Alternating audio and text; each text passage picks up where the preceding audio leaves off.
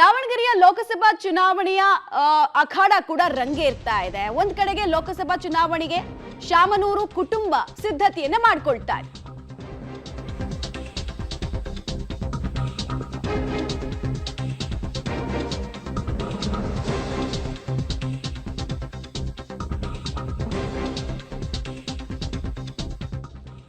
ಚುನಾವಣೆಗೆ ನಿಲ್ಲೋ ಬಗ್ಗೆ ಯೋಚನೆ ಮಾಡಿಲ್ಲ ಅಂತ ಎಸ್ ಮಲ್ಲಿಕಾರ್ಜುನ್ ಅವರ ಪತ್ನಿ ಹೇಳಿದ್ರು. ಆದ್ರೆ ತೆರೆಮರೆಯಲ್ಲಿ ಸಿದ್ಧತೆಗಳು ಆಗ್ತಾ ಇದೆ. ದಾವಣಗೆರೆ ಲೋಕಸಭಾ ಕ್ಷೇತ್ರದ ಟಿಕೆಟ್ ಆಕಾಂಕ್ಷಿಯಾಗಿದ್ದಾರೆ ಶಾಮನೂರು ಶಿವಶಂಕರಪ್ಪ ಅವರ ಸೊಸೆ.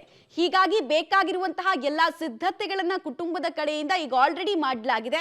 ಇನ್ನೂ ಕೂಡ ಅಭ್ಯರ್ಥಿಗಳ ಘೋಷಣೆ ಆಗಿಲ್ಲ. ಅಷ್ಟರಲ್ಲಾಗ್ಲೇ ತೆರೆಮರೆಯಲ್ಲೇ ಕಸರತ್ತನ್ನ ಮಾಡಿಕೊಂಡು ನಾನೇ ಅಭ್ಯರ್ಥಿ ಅಂತ ಬಿಂಬಿಸಿಕೊಳ್ಳುವಂತಹ ಪ್ರಯತ್ನವನ್ನ ಮಾಡ್ತಾ ಇದ್ದಾರೆ. ಹಾಗೆ ನೋಡಕ್ ಹೋದ್ರೆ ದಾವಣಗೆರೆ ಲೋಕಸಭಾ ಕ್ಷೇತ್ರ ಶಾಮನೂರು ಕುಟುಂಬಕ್ಕೆ ಹೊಸ್ತೇನಲ್ಲ.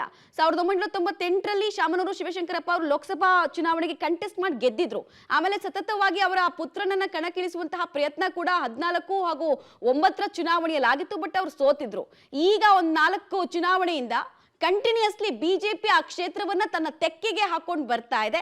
ಸೊ ಈ ಏಕಸ್ವಾಮ್ಯವನ್ನ ತೊಡೆದು ಹಾಕಬೇಕು ಅಂತ ಹೇಳಿ ಶಾಮನೂರು ಕುಟುಂಬ ಕೂಡ ಸಿದ್ಧತೆಯನ್ನು ಮಾಡ್ಕೊಳ್ತಾ ಇದೆ. For a change S Mallikarjun ಹಾಗೂ ಶಾಮನೂರು ಶಿವಶಂಕರಪ್ಪ ಬದಲು ಅವರ ಸೊಸೆಯನ್ನ ಅಖಾಡಕ್ಕೆ ಇಳಿಸಿದ್ರೆ ಹೇಗೆ ಅನ್ನೋ ಚಿಂತನೆ ಕುಟುಂಬದ ಕಡೆಯಿಂದ ಆದ ಕಾಣಿಸ್ತಾ ಇದೆ. ಹೀಗಾಗಿ ಬೇಕಾಗಿರುವಂತಹ ವಾಹನಗಳನ್ನ ಕೂಡ ಖರೀದಿ ಮಾಡಲಾಗಿದೆ. ಪಾಕ್ ಪರ ಘೋಷಣೆ ವಿಚಾರಕ್ಕೆ ಸಂಬಂಧಪಟ್ಟಂತೆ ಪೊಲೀಸರು ತನಿಖೆಯನ್ನ ತೀವ್ರಗೊಳಿಸಿದ್ದಾರೆ. ಈಗಾಗಲೇ ಶಂಕಿತರನ್ನ ಕರೆದು ವಿಚಾರಣೆಯನ್ನ ಒಳಪಡಿಸಿರುವಂತಹ ಪೊಲೀಸರು ಹಾಗೆ ಬೇರೆ ಜಿಲ್ಲೆಯಲ್ಲಿ ಇದ್ದಂತಹ ನಾಸಿರ್ ಹುಸೇನ್ ಬೆಂಬಲಿಗರನ್ನ ಕೂಡ ಕರ್ಕೊಂಡು ಬರೋದ್ರ ಮೂಲಕ ಅವರನ್ನ ಕೂಡ ಅವರ ಆಡಿಯೋ ಸ್ಯಾಂಪಲ್ಸ್ ಅನ್ನ ಕೂಡ ಕಲೆ ಹಾಕೋದ್ರ ಮೂಲಕ ತನಿಖೆಗೆ ಮತ್ತೊಂದು ಆಯಾಮವನ್ನ ಮತ್ತೊಂದು ಬಿರುಸನ್ನ ಕೊಡ್ತಾ ಇದ್ದಾರೆ. ನಿನ್ನೆ ತಡರಾತ್ರಿ ಮೊಹಮ್ಮದ್ ಶಫಿ ನಾಶಿಪುಡಿ ಎಂಬ ವ್ಯಕ್ತಿಯನ್ನ ಧ್ವನಿ ಪರೀಕ್ಷೆಗೆ ಒಳಪಡಿಸಲಾಗಿದೆ.